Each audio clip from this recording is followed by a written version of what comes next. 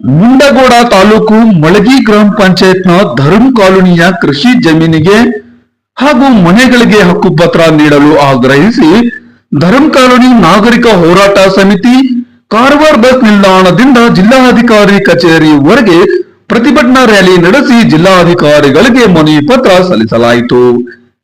ಹಲವಾರು ವರ್ಷಗಳಿಂದ ಈ ಸಮಸ್ಯೆಯನ್ನು ಪರಿಹರಿಸಲು ಆಗ್ರಹಿಸುತ್ತಿದ್ದರೂ ಸರ್ಕಾರದ ನಿರ್ಲಕ್ಷ್ಯ ಧೋರಣೆಯನ್ನು ಖಂಡಿಸಿ ಪ್ರತಿಭಟನಾಕಾರರು ಆಕ್ರೋಶ ವ್ಯಕ್ತಪಡಿಸಿದರು.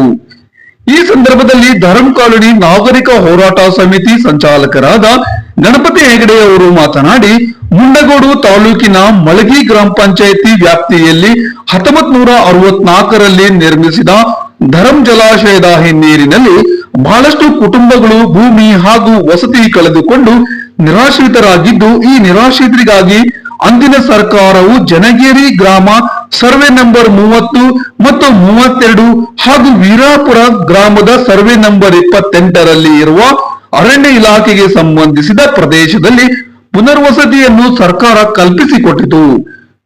ಭೂಮಿ ಅಳತೆ ಮಾಡಿ ಹೊಲಗಳಿಗೆ ಜಂಟಿಯಾಗಿ ಪಾಣಿ ಪತ್ರಿಕೆ ಕೊಟ್ಟಿರುತ್ತದೆ.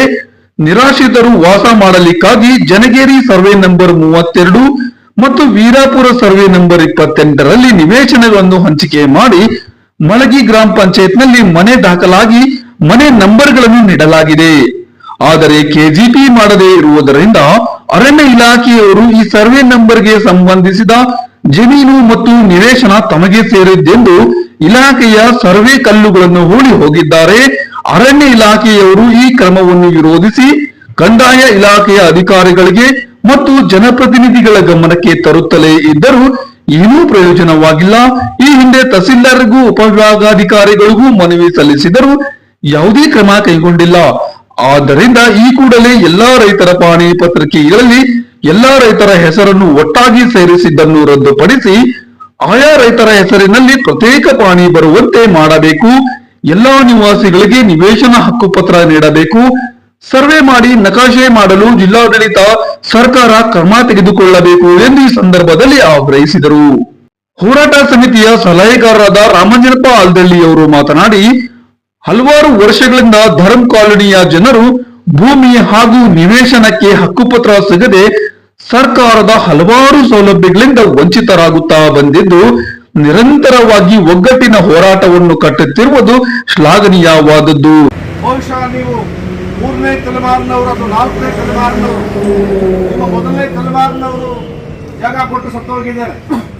ನೀವು 3ನೇ 4ನೇ ತಲೆಮಾರಿನವರು, ನಿಮ್ಮ ತಲೆಮಾರಿಗೂ ಈ ಸಮಸ್ಯೆ ಬಗೆಹರಿದಿಲ್ಲ ಅಂತ ಹೇಳಿದ್ರೆ ಇನ್ನು ಬರ್ತಕ್ಕಂಥ 5, 6ನೇ ತಲೆಮಾರಿನವ್ರಿಗೆ ಇನ್ನು ನಮ್ಮ ಜಾಗ ನಮ್ಮ ಭೂಮಿಯನ್ನು ನಿಂತ್ಕೊಂಡಿದ್ದೇವೆ. ಇಂಥ ಪರಿಸ್ಥಿತಿ ಬಂದಿದೆ.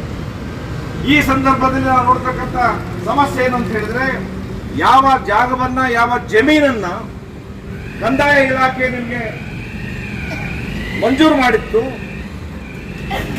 ಕಂದಾಯ ಇಲಾಖೆಯವರು ಈಗ ನಿಮಗೆ ಪಟ್ಟ ಕೊಡಬೇಕು. ಅರಣ್ಯ ಇಲಾಖೆಯವರು ತಮ್ಮ ಅದು ಭೂಮಿ ಅರಣ್ಯ ಅಂತ ಹೇಳ್ಬೋದು, ನಮ್ದು ಅಂತ ಹೇಳ್ಬೋದು. ಅದು ಯಾವುದೇ ಸಮಸ್ಯೆ ಇದ್ರೂ ಕೂಡ ಆ ಸಮಸ್ಯೆಯನ್ನ ಬಗೆಹರಿಸಿಕೊಡ್ತಕ್ಕಂಥ ಜವಾಬ್ದಾರಿ ಕಂದಾಯ ಇಲಾಖೆ.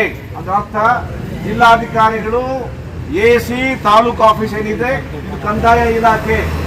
ಯಾಕೆಂತ ಹೇಳಿದ್ರೆ ಧರ್ಮ ಜಲಾಶಯಕ್ಕೆ ಜಮೀನನ್ನು ವಶಪಡಿಸಿಕೊಂಡಿರ್ತಕ್ಕಂಥದ್ದು ಕಂದಾಯ ಇಲಾಖೆಯಿಂದ, ಅದಕ್ಕೆ ಪರ್ಯಾಯವಾಗಿ ಜಮೀನು ಮಂಜೂರು ಮಾಡಿರ್ತಕ್ಕಂಥದ್ದು ಕಂದಾಯ ಇಲಾಖೆಯಿಂದ. ಜಿಲ್ಲಾಧಿಕಾರಿಗಳಾದ ಕೆ ಲಕ್ಷ್ಮೀಪ್ರಿಯಾ ಅವರು ಮನವಿ ಸ್ವೀಕರಿಸಿ ಬೇಡಿಕೆಗಳು ನ್ಯಾಯಯುತವಾಗಿದ್ದು ಗಂಭೀರವಾಗಿ ಪರಿಗಣಿಸಿ ಜಿಲ್ಲಾಡಳಿತ ಅರಣ್ಯ ಇಲಾಖೆಯೊಂದಿಗೆ ಸಮನ್ವಯ ಸಾಧಿಸಿ ಎಲ್ಲಾ ಸಮಸ್ಯೆಗಳನ್ನು ಬಗೆಹರಿಸುವುದಾಗಿ ಭರವಸೆ ನೀಡಿದರು.